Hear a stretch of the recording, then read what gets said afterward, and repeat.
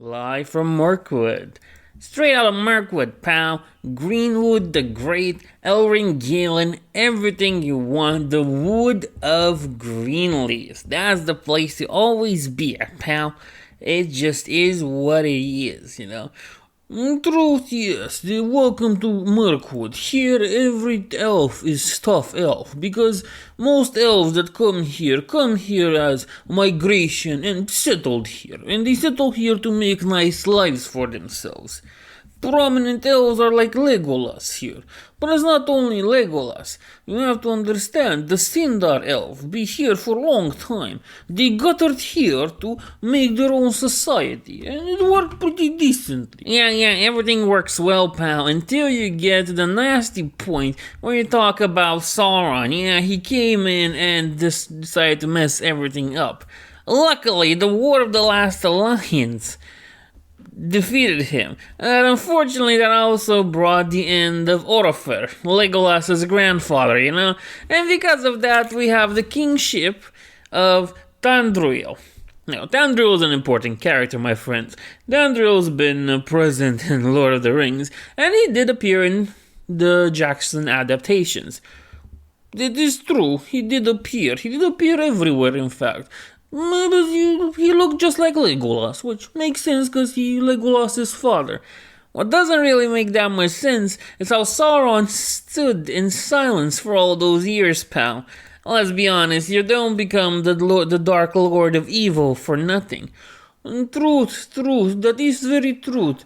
That is why during the Watchful Peace, Dol Guldur was abandoned for a great time. But when Sauron decided to come back, he decided to attack the elves again. Sure, it took 400 years, but he had time to gather his forces, and the elves had time to relax and be happy for a while. And there's one thing you can say about the elves, that I didn't really think that's true, okay? Yeah, sure, the Dark Lord of Evil was gone, but just deciding to relax while Dol Guldur was still there is kind of a problem. Now, understandably, Dol Guldur was lifeless at that point, pal. Lifeless. No enemy in sight. But you gotta wonder, when is he gonna come back? Because we all know the Valar and evil Valar do some nasty stuff out there. It was such a bad idea to just be happy while Dol Guldur was there, that by the end of the Third Age, the poor elves were tired. They were diminished and weary people now. They were very few in numbers, and they couldn't really do themselves any favor. But they went to the mountains of Mirkwood, but that didn't help much. Dol Guldur was still a problem. Look, pal, we all know what happened next. The dwarves wanted to use the Old Forest Road, sometimes also known as the Dwarf Road or the Men-i Naugrim.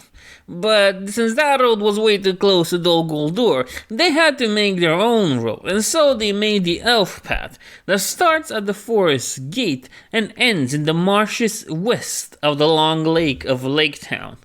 You can say whatever you want, but it was a smart move to make another road to be safe from the forces of evil. As we all know, evil cannot create. Evil can only corrupt and destroy what good has already made. Let us not act like this is somehow not important. You have to understand that the forest, yes, Mirkwood, is a very big and dark forest. It's not your regular prancing forest with gnomes and fairies. No, it is big, dense forest, heavy in woodland, and it's made up for much of the eastern portion of the Rovanion. It is big forest, so for Mirkwood elves to be scared of whatever is to come, it's kinda bad. It's very bad for them. Very bad for everyone, in fact. Look, we get it, it's a big place. It's always been a big place, pal. There's not much to say about that. Okay, let's go back to this nice history. By the way, let's talk about the Woodmen. Does nobody want to talk about the Woodmen? Yeah, I understand why nobody wants to talk about the Woodmen. The Spiders are more interesting than the Woodmen. Let's be honest with that. So moving on, we go to the quest of Erebor. Yeah, Bilbo Baggins, alongside Thorin Oakenshield and his merry band of dwarves, horrible, horrible race of people, disgusting even, decide to go there and ask for some respite in their road through the lonely mountain to defeat the dragon Smog. I gotta be honest with you here, friend. I do not really understand why they got what they got. They are dwarves at the end of the day. They deserve nothing. But they still got it. This speaks more to the generosity and the kindness of the elven kind, and not to the rudeness and selfishness of the dwarf kind. But when you live all your life on the rock, you do not know how to act in real world. It is hard to understand for them. I couldn't agree more, pal. You don't accept them like that. They're awful people. They'll stink up any place they go in, and they don't even know how to eat. But, that's a different story. These little dwarves decided they want to use the path. The elf path. The one that they worked so hard to make. The poor elves. But, finally, they don't get to do that, okay? They get to their place, but not thanks to that. You're jumping over some important details, but that's okay. They're dwarves at the end of the day. So the dwarves had to deal with spiders and an enchanted lake that put you to sleep, until they got captured by the Mirkwood elves. And they would have made good prisoners, but being dwarves and all, let me take it over from here.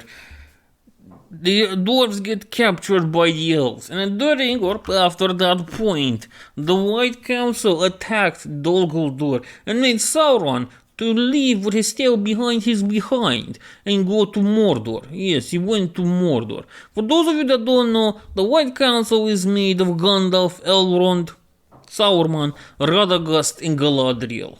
Well, that's a different story for a different time. Right here we know that the elves decided, or the White Council decided to attack Dol Guldur and show Sauron who's boss in Mirkwood.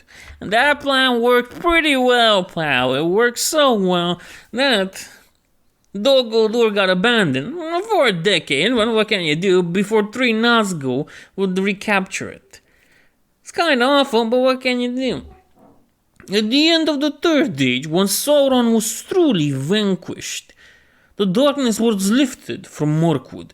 The forest, a great forest with trees and everything, was pretty nice and no longer had darkness. The spiders no longer haunted it.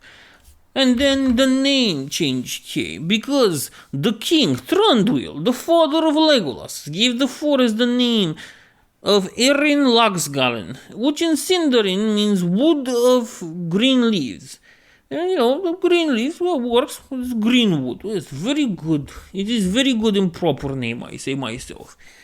Yeah, it's very good name, pal. It's a very good name. We can all agree with that. It's a ringing perfect name.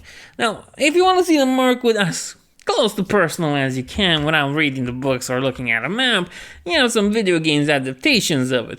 They vary depending on adaptations, but what can you do? You can see this place in Lord of the Ring, The Hobbit, The Battle for Middle-earth, The Battle for Middle-earth 2 because it's great games, Lord of the Rings Online, and Lord of the Rings War in the North.